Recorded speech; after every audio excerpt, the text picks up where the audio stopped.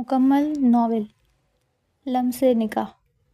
وہ جو کروڑوں کا حق مہر دینے والے تھے 2 لاکھ میں ہی وانیا کو اپنے نام کروا لیا۔ ہاں، وہ کروڑ روپے حق مہر وانیا کا نہیں دیتا۔ وہ شخص تو کبھی وانیا سے محبت کر ہی نہیں سکا تھا۔ وانیا کی نگاہیں سامنے کھڑی اپنی خوبصورت بہن پہ جا ٹھہری، جو بلا کی حسین تھی۔ پورے خاندان میں اس جیسا حسن کسی میں نہیں تھا۔ نازک سی نین نقش والی وہ شانزے شیخ تھی، جسے اپنی خوبصورتی کا بخوبی علم بھی تھا، اور اس خوبصورتی کا تو آیان دیوانہ ہوا تھا۔ پر اس کے نصیب میں وہ خوبصورت حسینہ نہیں، بلکہ وہ عام سے نین نقش والی گندمی رنگت کی حامل وانیا شیخ تھی، جس نے ایک چھوٹی سی شرارت کرتے اپنے بہت بڑا نقصان کروا دیا تھا، جس کا خمیازہ اسے اب ساری زندگی بھگتنا تھا۔ آپی یار یہ بک دلوا دیں، پھر جو آپ کہیں گی ہم کریں گے۔ اپنے سے 2 سال بڑی بہن شانزے سے کہتے وہ اپنا چشمہ درست کرتے منمنائی۔ دلوا دوں گی، پہلے یہ ایئر رنگز اور چوڑیاں پہنو، شانزے نے اسے پیار سے کہا، تو وہ اسے دیکھتے منہ بسوڑنے لگی، کیونکہ اسے ان چیزوں سے کوئی لگاؤ نہیں تھا، جبکہ کتابوں سے اسے جنون کی حد تک عشق تھا۔ چلو جلدی سے تیار ہو جاؤ، ابھی تایا ابو کے گھر جانا ہے۔ اس وقت وہاں سب اکٹھے ہو گئے ہوں گے۔ شانزے نے اسے ایک ڈریس پکڑاتے تیار ہونے کا کہا۔ آج اس کے تایا جان کا بیٹا نواب آہیان شیخ دبئی سے واپس لوٹ رہا تھا، اور پورے خاندان میں دھومیں مچی ہوئی تھیں۔ ایسے میں اس کے چچا جان اور ان کی فیملی بھی انوائٹڈ تھی، لیکن وانیا کا بالکل ارادہ نہیں تھا جانے کا، پر شانزے اسے ساتھ لے کے جانا چاہتی تھی۔ آپ بھی آپ جانتی ہیں ہماری مغرور لوگوں سے نہیں بنتی، آپ ہمیں مت لے کے جائیں، وہ منمنائی۔ نو وے، ہم جائیں گے مطلب جائیں گے، جلدی تیار ہو۔ وہ موبائل پہ کسی کو میسج کرتی اسے ہدایت بھی دے رہی تھی، جبکہ وانیا مرے مرے دل سے تیار ہوتی آئینے کے سامنے جا کھڑی ہوئی۔ آئینے میں نظر آتے شانزے کے خوبصورت وجود کو دیکھا، وہ کتنی پیاری اور نازک سی تھی۔ اسے دیکھتے پھر خود کو دیکھا، وہ خود بھی کسی سے کم تو نہ تھی۔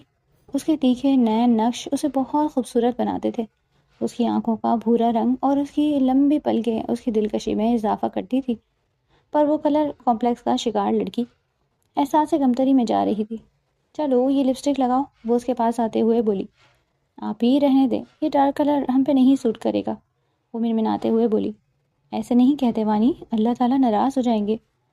اللہ نے ہر انسان کو خوبصورت بنایا ہے، تو میری آنکھوں سے دیکھو کتنی پیاری ہو یار، وہ اس کے ماتھے پہ لب رکھتے پیار سے بولی۔ شانزے جتنی خود خوبصورت تھی، اس سے کہیں زیادہ بڑھ کر اس کا دل پیارا تھا۔ وہ ہمیشہ ہر قدم پہ ہر مقام پہ اپنی بہن کو ساتھ رکھتی تھی۔ شانزے، وانی آ جاؤ بچوں، دیر ہو رہی ہے، بابا از ویٹنگ۔ زمل نے اپنی ساڑی کا پلو ٹھیک کرتے اپنے بیٹیوں کو آواز دی، جبکہ گاڑی کے پاس کھڑے جہانگیر ان کے پاس آتے ان کی کمر کو پہلو سے تھام گئے۔ کیا کر رہے ہیں نواب صاحب، بچیاں آ جائیں گی ابھی۔ زمل بوکھلائی، تو اچھا ہے نا، انہیں بھی پتہ چلے گا کہ ان کے بابا ان کی مما سے کس قدر عشق کرتے ہیں۔ جبکہ زمل ان کی بات پہ شرما کے سر جھکا گئی۔ ان کے پاس آتے شانزے نے کھنکارا بھرا کہ وہ چونکے۔ سوری ٹو ڈسٹرب یو پیارے پیرنٹس، چلیں دیر ہو رہی ہے، شانزے نے معنی خیزی سے کہا، تو وہ مسکراتے ہوئے گاڑی میں بیٹھتے نواب مینشن کی جانب گامزن ہو گئے۔ نواب سرمد جہانگیر کے بڑے بھائی تھے، پہلے دونوں ایک ہی حویلی میں رہتے تھے، نواب حویلی، لیکن وقت گزرنے کے ساتھ ساتھ نواب سرمد نے بہت ترقی کر لی تھی، اور الگ سے اپنے نواب مینشن کا خواب سجاتے وہ نواب مینشن کھڑا بھی کر گئے تھے۔ تایا جان نے صحیح دولت اکٹھی کر لی ہے، شانزے نے اپنی رائے کا اظہار کیا، جبکہ وہ اس وقت نواب مینشن کے اندر داخل ہو رہے تھے، جہاں پر ہر طرف رنگ و بو کا سیلاب آیا ہوا تھا۔ سامنے ہی نواب سرمد شیخ اپنے بیٹے آہیان شیخ کے ہمراہ کھڑے سب سے اس کا تعارف کروا رہے تھے۔ جہانگیر بھی ان کی جانب بڑھے، پارٹی اپنے عروج پہ تھی۔ سب سے ملتے ملاتے وہ ایک ٹیبل کی جانب بڑھ گئے، جبکہ وانیا کی دیوانہ وار نظریں آہیان شیخ کی جانب ہی اٹھ رہی تھی، جو آج کی محفل کا شہزادہ تھا، پر لطف کھانے سے لطف اندوز ہوتے اب وہ گھر کی جانب واپس گامزن تھے۔ زندگی کی صبح شام ایسے ہی گزرنے لگی، جب ایک دن وانیا شانزے کے پاس آئی۔ شانزے نے نیا موبائل اور نئی سم لی تھی، تو وانیا کے موبائل خراب ہونے پہ اس نے اپنا نیا موبائل پرانا موبائل وانیا کو دے دیا، اور سم بھی نکالنا ضروری نہ سمجھا، کیونکہ نئے موبائل میں نیو سم انسرٹ کروا چکی تھی، کہ ایک دن شانزے کے نمبر پہ ان نون نمبر سے میسج آیا۔ کیسی ہیں شانزے؟ جی آپ کون؟ وانیا نے ماتھے پہ بل ڈالے پوچھا۔ آپ کا تایا سر کزن آیان، فوراً سے جواب آیا تو وانیا کا دل زوروں سے دھڑکنے لگا۔ آپ کو ہمارا نمبر کہاں سے ملا؟ وانیہ نے میسج کیا۔ یہ سوال اتنا ضروری نہیں، بلکہ سوال یہ بنتا تھا میں نے آپ کو میسج کیوں کیا؟ اس کی بات پہ وانیہ کے رونگٹے کھڑے ہوئے۔ بتا دیں کیوں کیا؟ اس نے کانپتے ہاتھوں سے میسج کیا۔ آپ اچھی لگی ہیں مجھے، فرسٹ ٹائم آپ کو دیکھا تو تب سے آپ کو ہی سوچ رہا ہوں، یقین نہیں آتا پاکستان میں بھی اتنی خوبصورتی ہے۔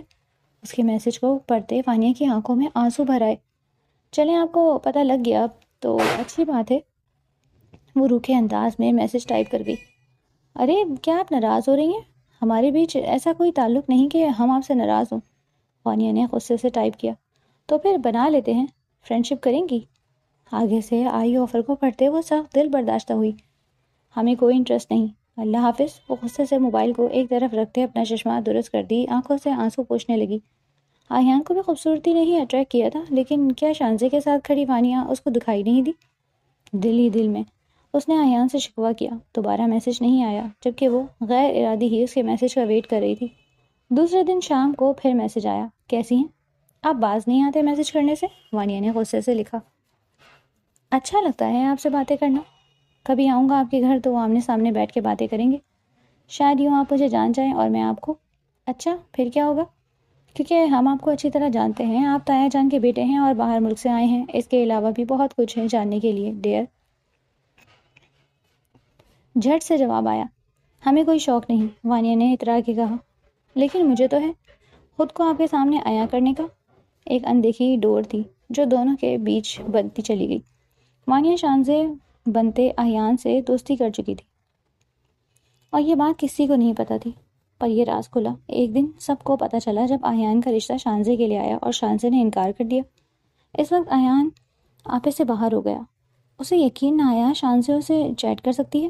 آپ کی بیٹی نے مجھ سے موبائل پہ رابطہ رکھا، مجھ سے پیار محبت عشق کی باتیں کی، آج میں باعزت طریقے سے اسے اپنانا چاہتا ہوں تو یہ انکار کر رہی ہے، کیوں کر رہی ہو ایسا؟ اسے چاہتے بولا۔ بابا یہ جھوٹ بول رہا ہے، میں نے کوئی وعدہ نہیں کیا، بلکہ مجھے تو پتہ بھی نہیں کون سے میسیجز کی بات کر رہے ہیں آپ۔ شانزے کو بھی غصہ آنے لگا۔ وہ یونی میں ایک لڑکے کو پسند کرتی تھی اور شادی بھی اس سے کرنے کا ارادہ رکھتی تھی، پر وہ لڑکا ان کے ہم پلہ نہیں تھا، اسی لیے ابھی تک شانزے کی ہمت نہیں ہوئی تھی باپ سے بات کرنے کی۔ یہ دیکھیں، یہ رہے میسج۔ اس نے اپنا موبائل سامنے کیا۔ شانزے کے چہرے پہ ایک رنگ آ رہا تھا، ایک جا رہا تھا۔ اس نے رخ پھیر کے اپنے دل عزیز بہن وانیہ کو دیکھا۔ اس پل وانیہ کا جی چاہا زمین پھٹے اور وہ اس میں سما جائے۔ بولو، کہہ دو، یہ تم نے نہیں کیے؟ آہیان غصے سے چلایا۔ شانزے نے ضبط کے عالم میں اپنے لب بھینچے۔ اسے اپنی بہن سے اس قدر گرے ہوئے عمل کی توقع نہیں تھی۔ نہیں کیے میں نے یہ میسیجز۔ شانزے کی آنکھیں بھیگ گئیں۔ اب وہ اپنی بہن کو سامنے کرنے والی تھی جس نے یہ سب کیا، اور یہ ضروری تھا، ورنہ سب نے اسے آہیان کے ساتھ نکاح پہ مجبور کر دینا تھا۔ کس نے کیے ہیں؟ جہانگیر کی سخت گیر آواز پہ شانزے بھی لرزتے ہوئے باپ کو دیکھنے لگی۔ دوسری طرف زمل بھی سب سمجھ گئی تھی کہ یہ سب کس نے کیا ہے۔ بابا یہ میسیجز؟ شانزے کی لرزتی آواز سنائی دی، اور جب اس نے رخ پلٹ کے وانیہ کی جانب دیکھا تو سب کو سمجھ آ گیا کہ اصل قصوروار کون ہے۔ وانیہ سر جھکائے سختی سے اپنی آنکھیں میچی ہوئی تھی۔ آہیان کو لگا اس پہ ساتوں آسمان نہ گرے ہوں۔ 2 ماہ سے ایک لڑکی اسے بیوقوف بناتی رہی اور اسے پتہ ہی نہ چلا۔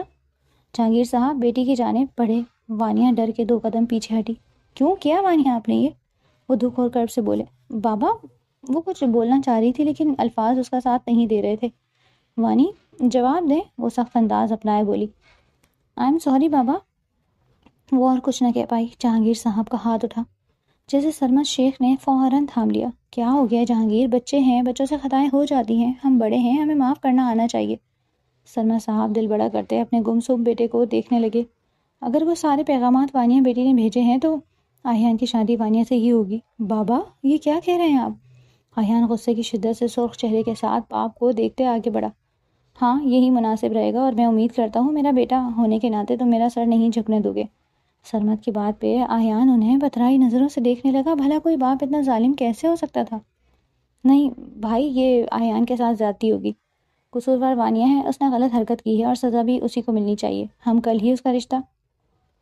بس جہانگیر، ایک لفظ نہیں۔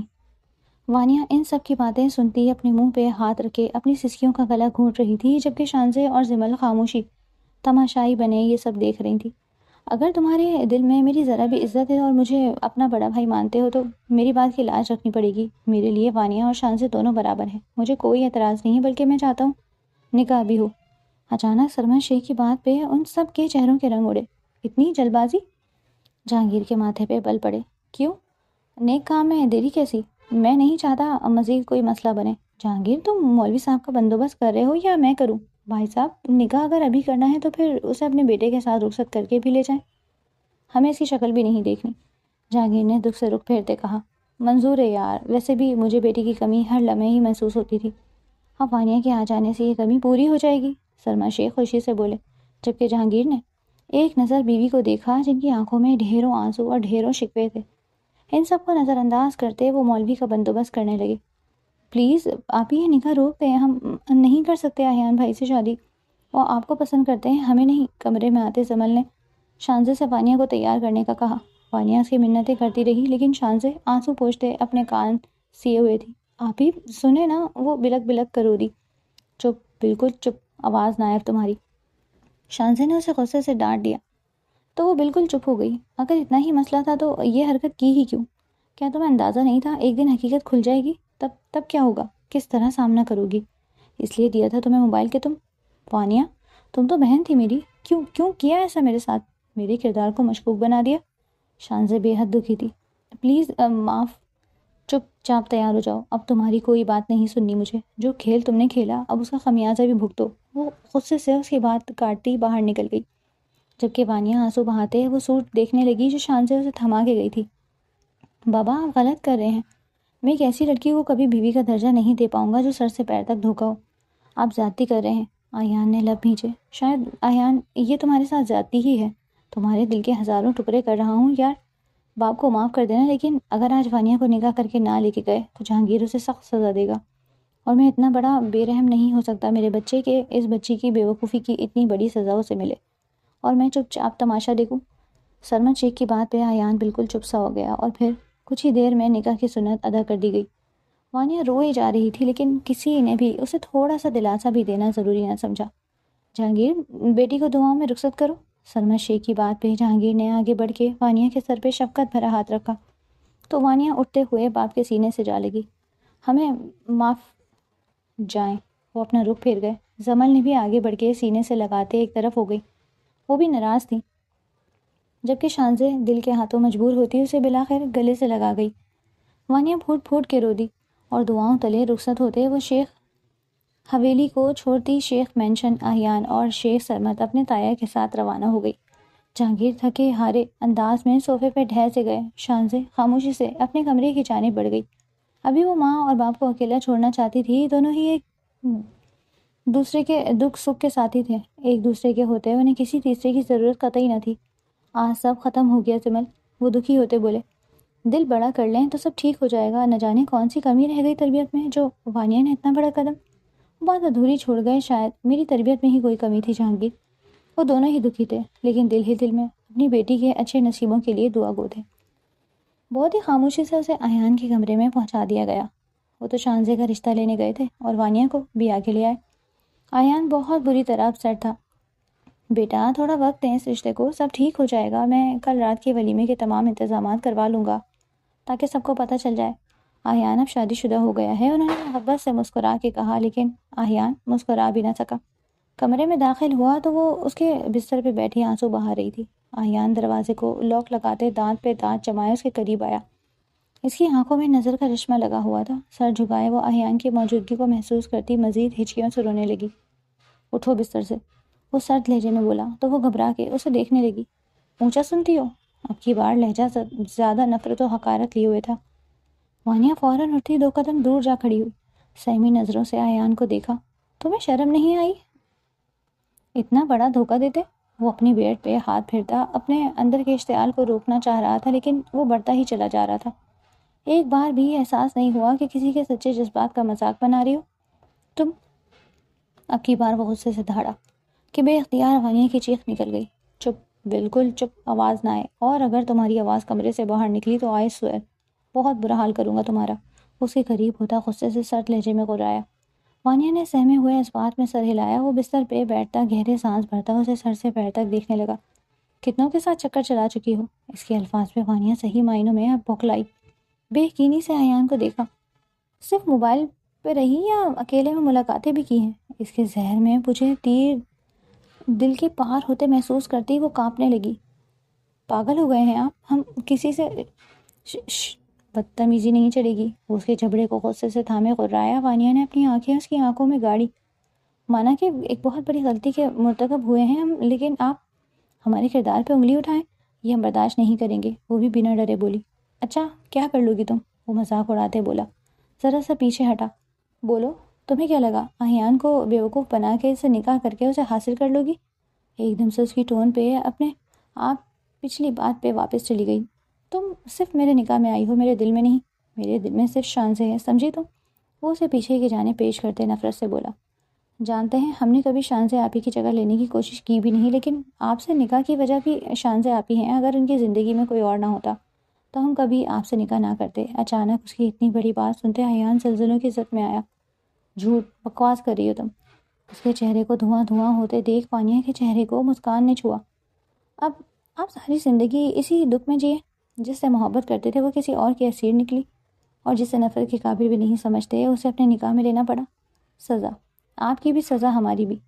وہ آنکھوں سے آنسو پوچھتے باتھ روم کی جانب بڑھ گئی، جبکہ ایان بالکل ہی چپ ہو کے رہ گیا۔ باتھ روم میں جاتے وہ پھوٹ پھوٹ کے رو دی۔ وہ روم میں آئی تو کمرے کی لائٹس آف تھی۔ اسے کہیں سے کوئی ڈریس بھی نہیں ملا تھا کہ وہ چینج کر لیتی۔ خاموشی سے وہیں ایک طرف صوفے پہ ٹک گئی۔ پتہ نہیں اللہ نے ہمارے اور کتنے امتحان لینے ہیں۔ وہ وہیں صوفے کے ہینڈل سے سر ٹکاتے آنکھیں مون گئی۔ کچھ ہی دیر ہوئی تھی کہ اسے یوں لگا کوئی باتیں کر رہا ہے۔ پہلے تو اسے وہم لگا، لیکن جب باتوں کی آواز اونچی ہوئی تو وہ ایک دم اٹھ کے بیٹھی۔ آواز بے دھیان دیا تو سامنے سوئے احیان پہ نگاہ جا ٹھہری۔ وہ نیند میں باتیں کر رہا تھا، لیکن کیا بول رہا تھا وانیہ کو سمجھ نہیں آ رہی تھی۔ ذرا سا جھکتی اپنے کان اس کے لبوں کے پاس لے گئی کہ سن سکے وہ کیا بول رہا ہے، پر وہ جو کچھ بھی بول رہا تھا وانیہ کے پلے کچھ نہیں پڑ رہا تھا۔ وہ کوئی اور ہی زبان میں بول رہا تھا۔ وانیہ پیچھے ہٹنے لگی کہ ایک دم سے احیان نے اس کی کلائی کو جکڑا، وہ بھی اتنا سختی سے کہ وانیہ کو لگا اس کی کلائی ٹوٹ جائے گی۔ Help me. وہ پسینے میں شرابور تھا، اور اب کی بار جو اس نے بولا وانیہ نے سہمے ہوئے سے دیکھا۔ وہ خود کو چھڑاتے پیچھے ہٹنے کی ناکام کوشش کر رہی تھی، کیونکہ احیان کی گرفت سخت سے سخت تر ہوتی جا رہی تھی۔ اگلے ہی لمحے اس نے وانیہ کو کھینچا تو وہ اس کے سینے پہ جا گری۔ وہ گہرے سانس بھر رہا تھا، جبکہ اس کے دل کی دھڑکن اتنی تیز سے دھڑک رہی تھی کہ وانیہ کو اپنا دل اس کے ساتھ دھڑکتا محسوس ہوا۔ وہ آنکھیں میچے اسے تکیے پہ گراتے اس کی گردن میں منہ چھپاتے وہاں اپنے دانت کاٹ گیا۔ وانیہ کی بے اختیار سے اس کی نکلی۔ اس نے بہت بری طرح سے جکڑا ہوا تھا کہ وہ اپنی جگہ سے ہل بھی نہیں پا رہی تھی، اور اگلے لمحے اس نے جو کیا وانیہ کے تو 14 طبق روشن ہو گئے۔ اسے ہر پردے سے آزاد کرتا، وہ خود بھی اس کی پوزیشن میں آتا، اس کے اندر سماتے اس کا سانس روک گیا۔ چھوڑو ہمیں پاگل جنگلی انسان۔ وہ اسے زور زور سے سینے پہ مکے برساتی دور ہٹانے کی کوشش کر رہی تھی، لیکن وہ اپنے حواس میں ہوتا تو پیچھے ہٹتا۔ نہ جانے اس کے اندر کون سی طاقت آ سمائی تھی کہ وہ وانیہ کو سنبھالنے کا موقع دیے بنا اس کی روح میں شامل ہوتا چلا گیا۔ درد بھری سسکیاں پورے کمرے میں گونج رہی تھی، پر وہ بے رحم اپنی شدتوں سے اسے نڈھال کر چکا تھا۔ اپنے دل کا ارمان پورا کرتا وہ ایک دم لہرا کے اس کے اوپر ہی گرا، ہوش و حواس سے بیگانہ ہو گیا۔ وانیہ کو اپنا سانس بند ہوتا محسوس ہوا۔ اس نے ایان کو پیچھے سرکانا چاہا، لیکن وہ ایک انچ بھی نہ ہل سکی، اور اگلے ہی لمحے خود بھی ہوش و حواس کھوتی چلی گئی۔ ڈاکٹر صاحب میری امی اب کیسی ہیں؟ روحان نے بے چینی سے پوچھا۔ دیکھیں ہم ہر ممکن کوشش کر رہے ہیں کہ انہیں بچا لیں، لیکن ان کا B P out of control ہو رہا ہے۔ آپ آپریشن میں مزید دیری نہ کریں، ورنہ ان کی جان کو مزید خطرہ لاحق ہو سکتا ہے۔ ڈاکٹر اپنی کہتے جا چکے تھے، جبکہ روحان گہرا سانس خارج کرتے وہیں ایک طرف بیٹھ گیا۔ اتنے پیسوں کا بندوبست کہاں سے کرے؟ اسے سمجھ نہیں آ رہا تھا۔ روحان اگر تم اس لڑکی کے ساتھ 1 نائٹ اسپینڈ کرو تو میں تمہیں تمہاری ضرورت کی رقم دے دوں گی۔ اچانک سے اس کے کانوں میں باز گشت ہوئی۔ اس کا ضمیر نہیں مان رہا تھا، لیکن اسے اپنی ماں کے علاج کے لیے پیسوں کی ضرورت تھی، اور اس کے پاس اتنے وسائل نہیں تھے کہ وہ ماں کا علاج کروا سکتا۔ مجبوراً اسے یہی ایک آپشن بہتر لگا، اور اس نے کال ملائی۔ اتنی رات گئے، تمہیں میری یاد کیسے آ گئی؟ وہ نیند سے جاگی۔ میں آپ کی بات ماننے کو تیار ہوں، مجھے 10 لاکھ کی اشد ضرورت ہے، ابھی اسی وقت۔ وہ بنا کسی لگی لپٹے کے بولتا دوسری جانب موجود ہستی کو پوری طرح جگا گیا۔ Are you sure? مطلب مکر تو نہیں جاؤ گے؟ وہ یقین دہانی کر رہی تھی. نہیں آپ پلیز ابھی ٹرانسفر کر دیں، میری امی کا آپریشن رکا ہوا ہے. وہ جیسے اب ہمت ہار رہا تھا. ٹھیک ہے ابھی تو میں 5 لاکھ بھیجتی ہوں، ہاسپٹل کا ایڈریس بھیجو. باقی کے 5 لاکھ کام ہو جانے کے بعد. وہ بھی تیز ترار تھی. ٹھیک ہے. روحان نے کال کاٹتے ہاسپٹل کا ایڈریس فارورڈ کیا. یاد رہے 1 نائٹ ود ہر. مجھے پکچرز بھی چاہیے. اس عورت کے اگلے میسج کو پڑھتے وہ اپنی آنکھیں سختی سے میچ گیا. اپنی ماں کے خاطر وہ ایک بہت بڑا غلط کام اٹھانے جا رہا تھا. ایک لڑکی کو جیتے جی مارنے والا تھا کہ وہ نہ زندہ میں رہتی نہ مردہ میں. صبح وانیہ کی آنکھ کھلی تو ایان الٹا لیٹا تکیے میں منہ چھپائے ہوئے تھا. وانیہ کو یکدم اس سے خوف محسوس ہوا. رات کو یوں لگا جیسے وہ خود نہیں، اس کے اندر کوئی بھوت آ گیا ہو. اور ابھی وہ سوئے ہوئے کتنا معصوم لگ رہا تھا. وانیہ نے اٹھنا چاہا لیکن اس کا جوڑ جوڑ دکھ رہا تھا. بمشکل اٹھتی وہ واش روم کا رخ کرتی شاور لینے لگی. گرم پانی سے شاور لیتی وہ باہر نکلی تو ایان بھی اٹھ چکا تھا اور اس کا وہ حال تھا جیسے اسے وانیہ کے وجود سے کوئی لینا دینا ہی نہ ہو. اس کے باہر آتے وہ اٹھتا واش روم جانے لگا کہ بستر بے داغ دیکھتا ٹھٹکا. بلکہ ہزاروں حصے میں اسے کچھ غلط ہونے کا احساس جاگا. اس نے پتھرائی نظروں سے سامنے کھڑے نکھرے نکھرے وجود کو دیکھا جس کی آنکھوں میں کرب و ملال تھا. کیا تم رات کو میرے پاس آئی تھی؟ ایان کو اپنی آواز کھائی سے آتی سنائی دی. آپ بہت ظالم ہیں ایان، آپ نے ہمیں. وہ روتے ہوئے سر جھکا گئی. ایان نے اپنے بالوں پہ ہاتھ پھیرتے اپنی اضطرابی کیفیت پہ قابو پانے کی کوشش کی. کیوں آئی تم رات کو میرے پاس؟ کیوں نزدیکی بڑھائی میرے ساتھ؟ بولو، جواب دو. وہ اسے دونوں کندھوں سے پکڑتے ہوئے جھنجھوڑنے لگا. چھوڑے ہمیں. کیا کر رہے ہیں؟ رات کو جو کیا وہ کم تھا کہ اب پھر سے؟ وانیہ نے غصے سے اپنے آپ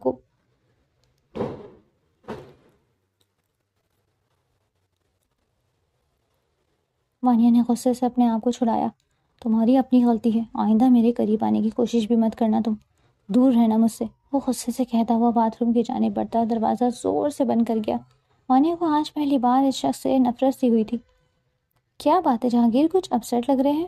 ناشتے کی ٹیبل پر زمل نے جہانگیر کا ہاتھ تھامے ہوئے پوچھا، جبکہ شانزے آج جلدی یونیورسٹی جا چکی تھی کیونکہ اسے آج کچھ ضروری نوٹس کا کام کرنا تھا اور وہ کہہ کے گئی تھی کہ وہ شام کو لیٹ ہو جائے گی. نہیں ٹھیک ہوں. سرمد بھائی کا فون آیا تھا آج رات. انہوں نے ایان اور وانیہ کا ولیمہ رکھا ہے، انوائٹ کیا ہے ہمیں. اور اوپر سوچ انداز میں بولے، تو اس میں پریشان ہونے والی کیا بات ہے؟ کیا آپ نہیں جانا چاہتے؟ زمل کو وہ ابھی بھی غصے میں ہی محسوس ہوئے. چھوڑ تو نہیں سکتے، بیٹی ہے، لیکن اس کی خطا معاف کرنے کے لائق نہیں. ہم سب نے مل کر اسے سزا بھی تو دے دی. اس کی پڑھائی کی عمر میں ہم نے اس کی شادی کروا دی. یہ سزا نہیں ہے زمل، عزت بچائی ہے ہم نے. وہ چپ ہو گئی. ارے اس طرح بیٹا وہاں کیوں کھڑی ہو؟ آؤ ناشتہ کرو. اور ایان کہاں ہے؟ السلام علیکم تایا جان. ایک طرف سرمد شیخ کی ہستی تھی جس نے ایک بار بھی وانیہ کو غلط نہیں ٹھہرایا تھا، ویسے ہی پیار و محبت سے بات کر رہے تھے. تایا جان وہ آ رہے ہیں. ڈائننگ ٹیبل کی ایک چیئر گھسیٹ کر بیٹھتے ہوئے وانیہ نے سر جھکائے ہوئے کہا. بیٹا طبیعت ٹھیک ہے آپ کی؟ ایان سختی سے تو نہیں پیش آیا. میں نے اسے سمجھایا تھا اب بھی تھوڑا وقت دینا، سب کچھ ٹھیک ہو جائے گا. سرمد صاحب نے بہت پیار سے وانیہ کو سمجھایا اور اس کے آگے بریڈ انڈا رکھا. آپ کے لیے ناشتہ بنوایا ہے، اگر تو پسند ہے تو ٹھیک، نہیں تو خان سامہ کو کہہ دیں جو آپ کو پسند ہے وہ بنا دے گا. نہیں تایا جان یہ ٹھیک ہے، ہم یہ کھا لیں گے. وانیہ نے سر جھکائے ہوئے جواب دیا. اتنے میں ایان بھی نکسک سے تیار ہوتا نیچے اتر آیا. سرمد صاحب نے اسے ولیمے کے حوالے سے تمام انفارمیشن دی، پر وہ بالکل خاموش رہا اور اپنے پاس بیٹھی وانیہ کی جانب اچڑتی ہوئی نگاہ ڈالتا وہ اٹھ گیا. ٹھیک ہے بابا جان، رات کو ملاقات ہوگی. وہ جا چکا تھا. شانزے سارا کام نمٹا کے باہر نکلی تو اچانک ہی کسی نے اس کے منہ پہ ہاتھ رکھے اسے بے ہوش کرتے گاڑی میں ڈالا اور پلک جھپکتے وہاں سے غائب ہوا. اس وقت سبھی ولیمے کی تقریب میں موجود تھے. کچھ دیر پہلے ہی جہانگیر اور زمل پہنچے تھے وانیہ اور ایان سے ملتے. وہ اسٹیج سے نیچے اتر آئے. یار شانزے نے کافی دیر کر دی، کال کریں اسے، کہاں رہ گئی ہے؟ اب اتنی رات گئے کون سا پروجیکٹ ہو رہا ہے؟ بتائیں اسے کہ بہن کا ولیمہ ہے، پہنچے جلدی. وہ اپنے موبائل کو دیکھتے پریشانی سے بولے. دن کو میسج آیا تھا، کہہ رہی تھی دیر ہو جائے گی، پروجیکٹ بہت اہم ہے، سارے سالوں کی محنت ہے اس کی. میسج چھوڑ دیا تھا، ابھی سین نہیں کیا. وہ تفصیلات جواب دیتی اب وانیہ کی جانب دیکھ رہی تھی جس کے چہرے پہ ایک الگ ہی روپ آیا ہوا تھا. دل ہی دل میں اس کا صدقہ اتارا، جبکہ دوسری بیٹی اس وقت کس حال میں تھی یہ تو وہ جانتے ہی نہیں تھے. شانزے کی آنکھ کھلی تو اس نے خود کو نرم و ملائم بستر پہ پایا. اپنے سامنے ہی کھڑے روحان کو دیکھتی وہ یکدم اٹھ بیٹھی. روحان تم یہاں؟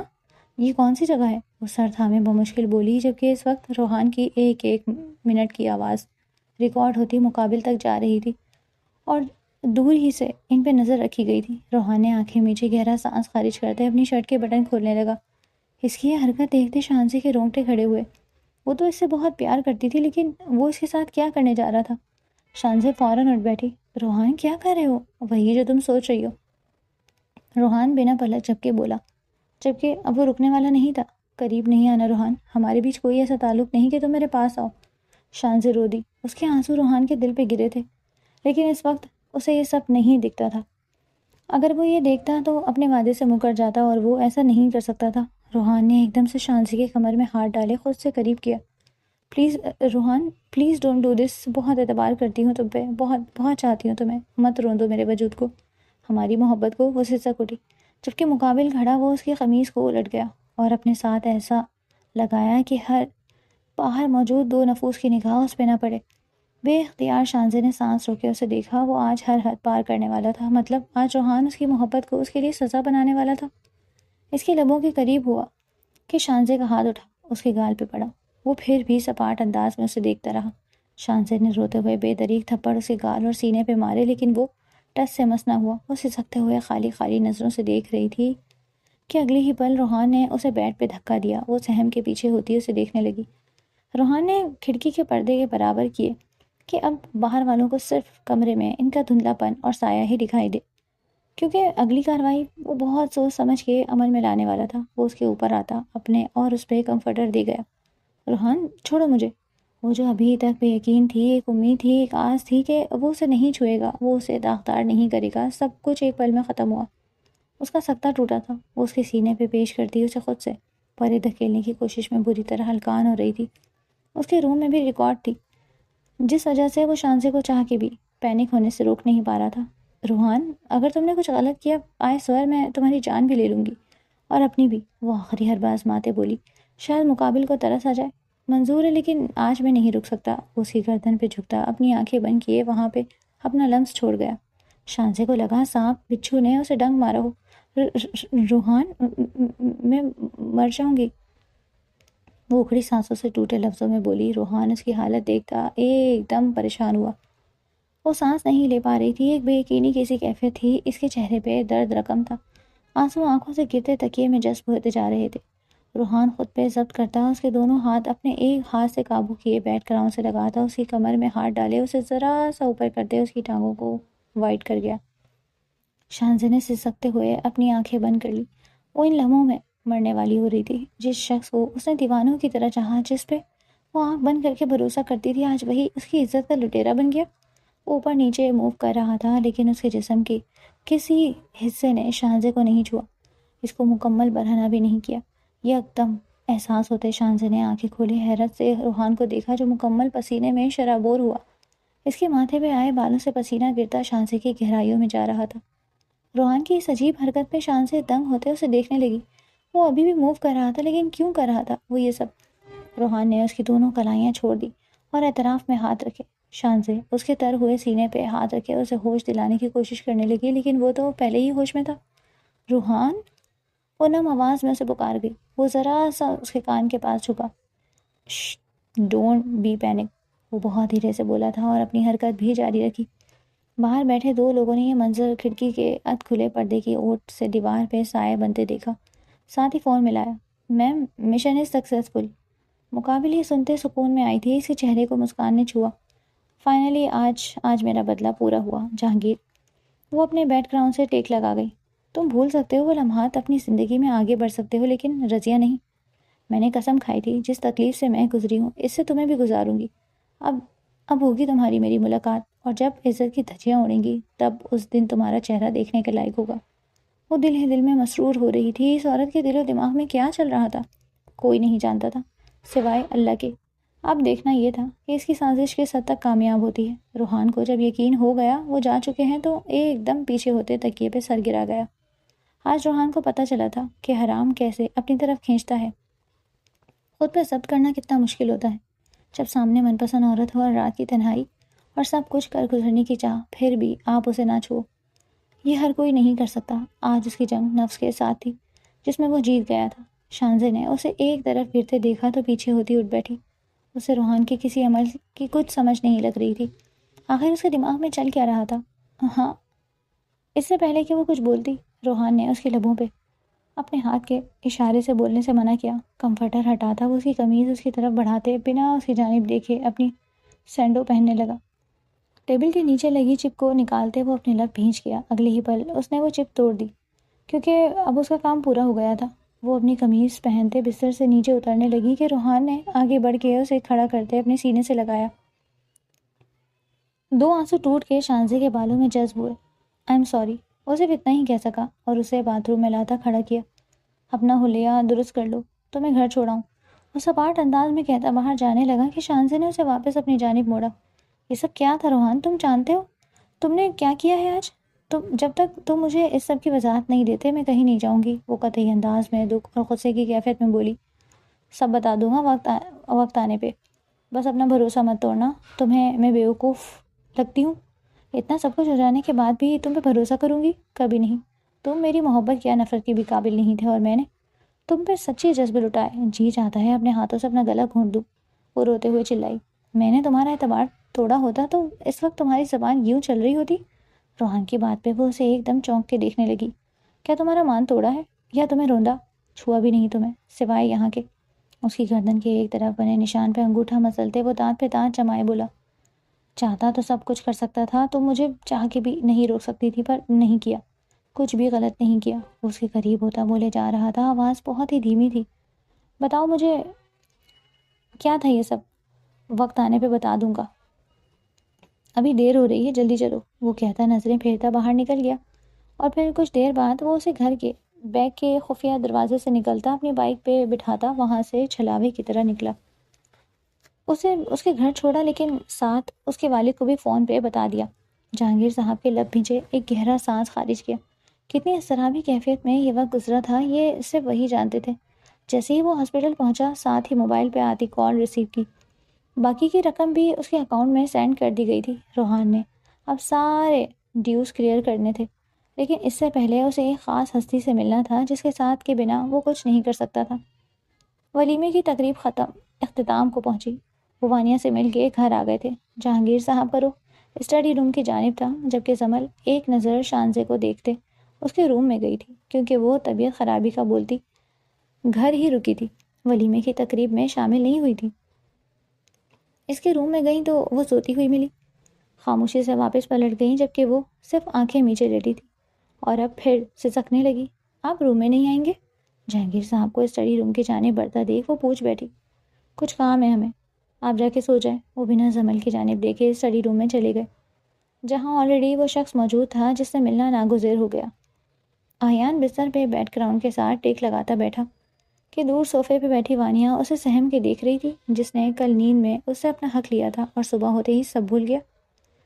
کہیں آج پھر وہ یہ سوچ آتے ہی کانوں کو ہاتھ لگا گئی، ہماری توبہ جو اب اس شخص کے قریب جاؤں جسے نیند میں جن بننے کی بیماری ہے۔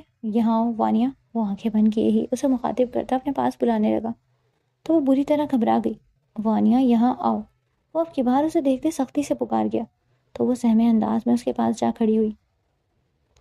آیان نے اسے کھینچ کے اپنی گود میں بٹھایا تو وہ بری طرح کانپنے لگی۔ جسٹ ریلیکس، وہ اسے پیار سے بولا تو وانیہ نے حیرت سے اسے دیکھا۔ میں کچھ پوچھوں گا، مجھے سب سچ سچ بتانا، وہ اس کی کمر پہ انگلیوں سے اوپر سے نیچے تک ٹریسنگ کرتے بول رہا تھا۔ ابھی اس کا انداز نارمل تھا۔ وانیہ نے اس بات میں سر ہلاتے اسے سہمی نگاہوں سے دیکھا۔ کیا رات کو نیند میں نے تمہارے ساتھ کچھ برا کیا؟ مطلب اسے احساس تھا۔ وانیہ نے حیرانی سے اسے دیکھا۔ آپ کو یاد نہیں؟ وانیہ بے اختیار پوچھنے لگی۔ نہیں، اس کی غزالی آنکھوں میں یکٹک دیکھتا وہ اس کا چشمہ اتار کے ایک طرف رکھ گیا۔ آپ نے اپنا حق، وہ بات مکمل نہیں کر پائی، سر جھکا لیا۔ تمہیں تکلیف دی؟ اس کا احساس نہیں مجھے وانیہ، کیونکہ میں شعور میں نہیں تھا اور میری اس بیماری کا کسی کو علم نہیں۔ مجھے رات کو بھول گیا تھا کہ تم اپنے قریب آنے سے منع کر دیتا۔ اگر تم قریب نہ آتی تو رات کو جو ہوا وہ نہ ہوتا۔ کیسی بیماری؟ وہ تو اس کی بیماری کے نام پہ ہی اٹک گئی، ریم سلیپ بیہیویئر ڈس آرڈر۔ میں اس بیماری کا شکار ہوں، بابا نہیں جانتے، اینڈ پلیز انہیں مت بتانا۔ لیکن ایسا کیوں ہے؟ آپ علاج کروا رہا ہوں یار، میڈیسن بھی لے رہا ہوں اور کافی حد تک سکون میں بھی آ گیا تھا۔ دبئی میں تو اچھا خاصا علاج کروایا، सेशंस लिए पर पाकिस्तान आके फिर से वहीं वापस पहुंच गया जहाँ से पहला स्टेप लिया था। मुझे कुछ फील नहीं हुआ जो मैंने रात को तुम्हारे साथ किया, लेकिन सुबह बिस्तर देखा तो अपनी हैवानियत पे शर्मिंदा हुआ। अयान दिल से उसकी जानिब देखते माफ़ी मांगने की कोशिश कर रहा था। अयान आपका क्या कसूर? आपको तो कुछ याद नहीं, वो नम लहजे में बोली। लेकिन मुझे इस बात का एहसास है कि मैंने तुम्हारे साथ गलत किया है। हो सके तो माफ़ कर देना, और जब मैं सो रहा हूँ और तुम्हें लगे कुछ अलग सा बिहेव कर रहा हूँ तो मुझसे दूर हो जाना। वो उसे आज प्यार से नरम लहजे में रसान से समझा रहा था और फिर उसे साइड पे बिठाते खुद उठ के बैठा। मेरे साथ तुम्हारी ज़िंदगी काफ़ी मुश्किल होने वाली है, वो सर गिराता उसकी जानिब देखते बोला। उसको कोई परेशानी है? आपको कोई परेशानी है? आप शेयर कर लें, शायद आप ठीक हो जाएं। वानिया को यही लगा वो किसी दिमागी उलझन का शिकार है, और ऐसे ट्रॉमास किसी शदीद जहनी दबाव के शिकार इंसान को ही होते थे। हाँ है ना, जिस लड़की से इश्क मोहब्बत करता रहा वो थी ही नहीं, वो तो धोखा निकला। सर झटकता वो जख्मी सा मुस्कुराया। मैं इस सब के लिए आपसे सिर्फ माफ़ी ही मांग सकती हूँ हयान, इससे ज़्यादा शायद कुछ ना कर सकूँ, वो नम लहजे में बोली। तो कर चुकी हो वानिया, वो उसकी बात को उचक गया। रात को तुमने मेरा जुनूनी रूप सहा, मेरी शिद्दतों को सहा, तब जब मैं होश हवास खो चुका था। कुछ भी कर सकता था, खुद को भी नुकसान पहुंचा सकता था, लेकिन तो मेरे जुनून की नज़र हो गई। इस तकलीफ का अजारा कैसे करूँगा मैं? वो उसका हाथ थामे बोला। अयान मुझे आपसे कोई शिकायत नहीं, आप बस नॉर्मल रहें। वो अपने आंसू पोंछते इस बिखरे इंसान को समेटने की कोशिश कर रही थी, जबकि अब वो दराज से निकालता अपनी मेडिसिन ले रहा था जो उसने छोड़ दी थी, पर अब उसे दोबारा से इसकी ज़रूरत पड़ रही थी। वो नहीं चाहता था कि फिर से वो वानिया को कोई तकलीफ पहुंचाए। वो उठता अब बाथरूम का रुख कर गया। शॉवर लेते बाहर आया तो सोफे पे लेटा पाया। अपने बालों को खुश करता वो वानिया को बाहों में भरे बिस्तर पे लाया। अयान मैं वही ठीक, वो घबराई थी। कुछ नहीं करता, डोंट वरी, मेरा दिल और दिमाग दोनों रिलैक्स हैं, मेडिसिन ली है, कुछ नहीं होगा। वो उसे तकिए पे लिटाता खुद भी साथ लेटा। वानिया ने सहमे हुए उसे देखा, जिस पे अयान के चेहरे को मुस्कान ने छुआ। उसके जानिब करवट लेते उसकी कमर में हाथ डाले अपने करीब किया। रात को जो भी हुआ उसका तो मुझे कुछ फील ही नहीं हुआ। क्या आज इजाज़त दोगी तुम्हारे वजूद से खुद को सुकून पहुंचा सकूं?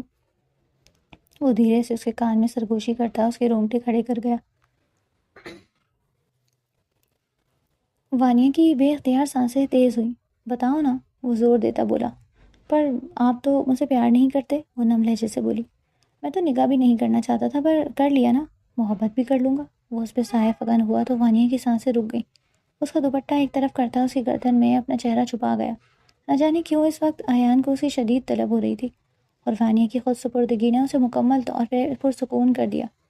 महरम से मोहब्बत का सुरूर ही अलग होता है, आज अयान को पता चला। वो दनदनाती हुई नवाब हवेली दाखिल हुई थी। उसको यूं धड़ल्ले से आता देख जमल ने दांत पे दांत जमाए। 20 साल बाद उसे देखा। जहांगीर भी सीढ़ियाँ उतरते नीचे आ रहे थे, लेकिन इनके चेहरे का इत्मीनान काबिल दीद था। कैसे हो नवाब साहब? वो तीखे अंदाज में बोली। क्यों आई हो यहाँ? जमल ने आगे होते गुस्से से पूछा। बहुत गुरूर है ना तुम्हें अपने शोहर पे, अपनी औलाद पे। आज सारा गुरूर मलिया मेट कर दूंगी, वो जहर खंद लेचे में बोली, जबकि रेलिंग के पास खड़ी शान से हैरत से इस औरत को देखने लगी जो बेइंतहा खूबसूरत थी। 20 साल पहले तुमने मुझे धुतकारा कि मैं एक करप्ट लड़की हूँ। आज अपनी बेटी को लिए क्या कहोगे, जो रात के अंधेरे में अपना बेशुमार वक्त किसी नामहरम की बाहों में गुजार के आई है?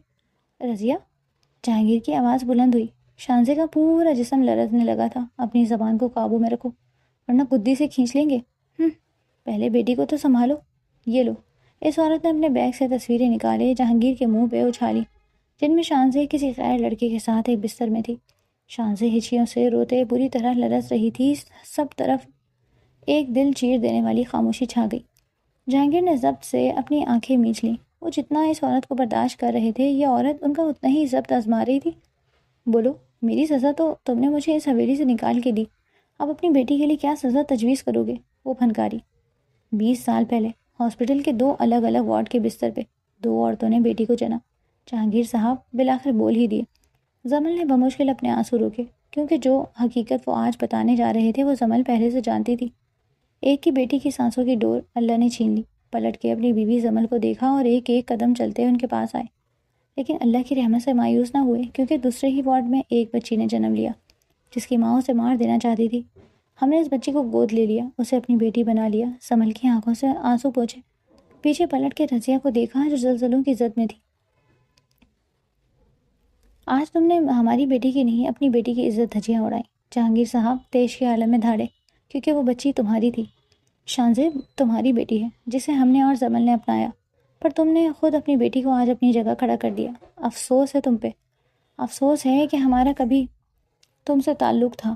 رضیہ جہانگیر کے منہ بولی بہن تھی اس کی خالہ ذات، لیکن جہانگیر کو پسند کرنے لگی تھی، اس لیے شادی کے بعد بھی اپنا گھر بسا نہ سکی اور واپس آ گئی۔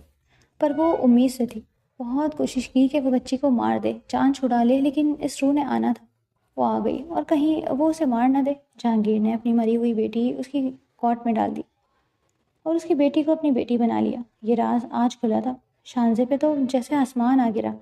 سامنے کھڑی ہستیاں اس کے ماں باپ نہیں تھے، یہ حقیقت سب سے زیادہ تیز دھار ثابت ہوئی تھی جس نے اس کا دل چیر کے رکھ دیا۔ یہ جھوٹ ہے، یہ میری بیٹی نہیں، رضیہ نے روتے ہوئے کہا۔ حقیقت یہی ہے، چاہے تو ٹیسٹ بھی کروا سکتی ہو، جہانگیر نے تمسخرانہ انداز میں کہا، تو رضیہ نے پاگلوں کی طرح وہ ساری تصویریں زمین سے اٹھاتے انہیں چھپایا، جیسے وہ ان تصویروں کو نہیں اپنے آپ کو چھپا رہی تھی۔ آنکھوں سے آنسو نہر کی صورت میں بہتے جا رہے تھے۔ شانزے ان کے بالکل سامنے آ کھڑی ہوئی۔ شانزے میری بچی، وہ بے اختیار اس کی جانب بڑھی کہ شانزے 2 قدم پیچھے ہٹی۔ دور رہیں آپ، اپنی بیٹی کی عزت کا سودا کرنے والی عورت میری ماں نہیں ہو سکتی۔ وہ بلک بلک کے رو دی۔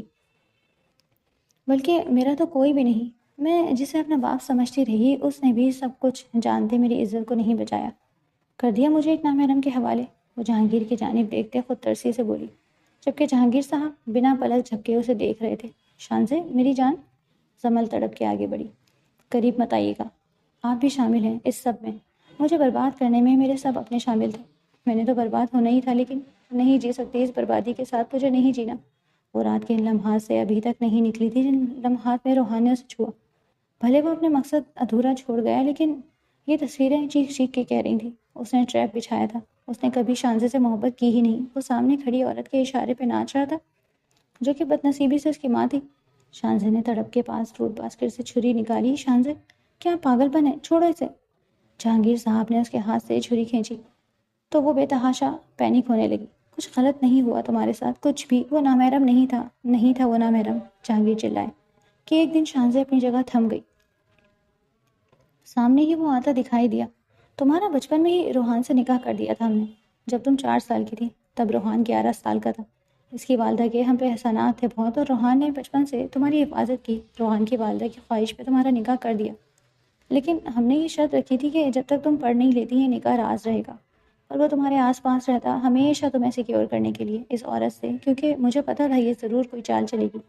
اس نے ہمیں تکلیف دینے کے لیے وانیہ کو بھی نشانہ بنایا، اسے ہم نے بچایا، پھر تمہیں نشانہ بنایا اور روحان سے تمہاری ڈیل کی۔ روحان نے اسی دن ہمیں بتا دیا تھا، اس نے تو انکار کر دیا، لیکن ہمارے کہنے پہ اس نے یہ ڈیل واپس لی، کیونکہ اس عورت سے کوئی بعید نہیں تھی۔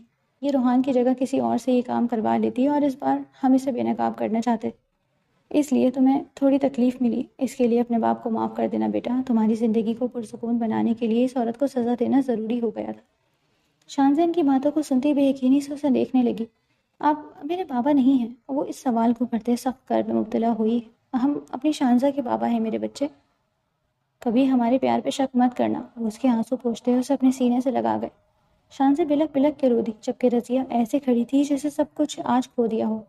رضیہ نے بیٹی کی خاطر سب سے معافی مانگی۔ اپنی ضد اور غصے میں وہ 20 سال جلتی رہی، اور 20 سال بعد نقصان بھی پہنچانا چاہا تو اپنی ہی بیٹی کو پہنچا گئی۔ سب نے انہیں معاف کر دیا، لیکن دوبارہ تعلق نہ جوڑا۔ ان کی دی ہوئی رقم کو روحان نے واپس کر دیا تھا۔ روحان کی والدہ ٹھیک ہو کے گھر واپس آ گئی تو سب کی موجودگی میں سب ہی سادگی سے شانزے کی رخصتی کر دی گئی۔ اتنا کچھ ہو جانے کے بعد انہیں اب یہی مناسب لگا۔ وانیہ اپنی لائف میں سیٹل ہو گئی تھی، وہ احیان کے ساتھ دبئی شفٹ ہو رہی تھی، جبکہ دونوں بیٹیوں کو رخصت کر کے جہانگیر صاحب بہت چپ ہو گئے تھے۔ زمل روم میں آئیں تو ان کے کندھے پہ ہاتھ رکھتے دبایا۔ جہانگیر نے آنکھیں وا کیے اپنے شریک حیات کو دیکھا۔ تھک گئے ہیں؟ پیار سے پوچھا تو وہ انہیں اپنی گود میں بٹھا گئے۔ اپنی ساری تھکان آپ کے وجود میں اتارنا چاہتے ہیں، وہ گمبھیر لہجے میں بولتے زمل کو 22 سال پہلے والے جہانگیر لگے۔ اپنی گود میں اٹھاتے وہ انہیں لیے بستر پہ آئے۔ نواب صاحب، وہ گھبرائی تھی۔ جی اب وہ اپنے تشنہ لب ان کے لبوں میں الجھاتے تک سب کچھ بھلا چکے تھے۔ شانزے کا ہاتھ تھامے وہ اسے روم میں لاتے روم کے وسط میں چھوڑ کے سامنے ایک چیئر پہ جا بیٹھا اور گہری نگاہوں سے اسے سر سے پیر تک دیکھنے لگا۔ شانزے نے بنا پلک جھپکے اس کی آنکھوں میں دیکھا جو اسے اپنے تھائس پہ بیٹھنے کا اشارہ کر رہا تھا۔ شانزے نے رخ پھیر لیا جبکہ دل بہت زور سے دھڑکا۔ شانزے کم ہیئر، ورنہ میں آیا تو بہت تڑپاؤں گا، وہ گمبھیر لہجے میں بولا۔ تو شانزے خود پہ ضبط کرتی اس کے پاس جا کھڑی ہوئی۔ مجھے دھمکیاں مت۔ ابھی اس کی بات مکمل نہیں ہوئی تھی کہ روحان نے اسے کھینچ کے اپنی گود میں کراس لیگز کی صورت بٹھاتے اپنے سینے میں بھیجا۔ اپنی پوزیشن دیکھتے وہ شرم سے سرخ پڑی۔ ہاں، میرا لہنگا، وہ بہت بری طرح اسے چبھ رہا تھا۔ اگلے ہی پل وہ اس کے لہنگے کی ہک کھولتا اس کے تن سے الگ کر گیا۔ اب ٹھیک ہے؟ اس کے چہرے کو نہارتے وہ خمار آلود لہجے میں بولا۔ بہت بے شرم ہو۔ شانزے نے اس کے سینے پہ مکہ جڑا۔ ابھی تو بے شرمی کرنی ہے، اپنا عشق تم پہ نچھاور کرنا ہے۔ اس کا دوپٹہ پین سے اتارتے زمین بوس گیا۔ اب وہ صرف شارٹ بلاؤز اور اسکن ٹائٹ میں تھی۔ ایک دم سے اس کے بلاؤز کی ڈوریوں کے ٹسلز کو کھینچ کے توڑتے وہ بے خود ہوا تھا۔ ہان، وہ اس کے گلے سے بازو ہٹائے خود کو چھپانے لگی۔ اس رات بہت مشکل سے خود پہ ضبط کیا تھا شانزے، ورنہ اتنی بری حالت تھی کہ تم میں گھل جانا چاہتا تھا۔ وہ جذبات ابھی تک سنبھل کے رکھے ہیں، آج مت روکنا۔ اتنا کہتے وہ اپنی شرٹ اتارتا اسے گود میں لیے بستر پہ آیا، خود کو بھی ہر پردے سے آزاد کرتے وہ اس پہ آتا اس کے لبوں پہ شدت سے جھکا۔ شانزے اس کے پہلے لمس پہ شدید تڑپی، لیکن روحان نے اس پہ بس نہ کیا۔ وہ اسے اپنی شدتوں سے بحال کر گیا۔ شانزے بھی سب کچھ بھلائے خود کو اسے سونپ گئی جو بچپن سے اب تک اس کی عزت اور جان کا محافظ تھا، جو عشق کرتا تھا، بے حساب کرتا تھا۔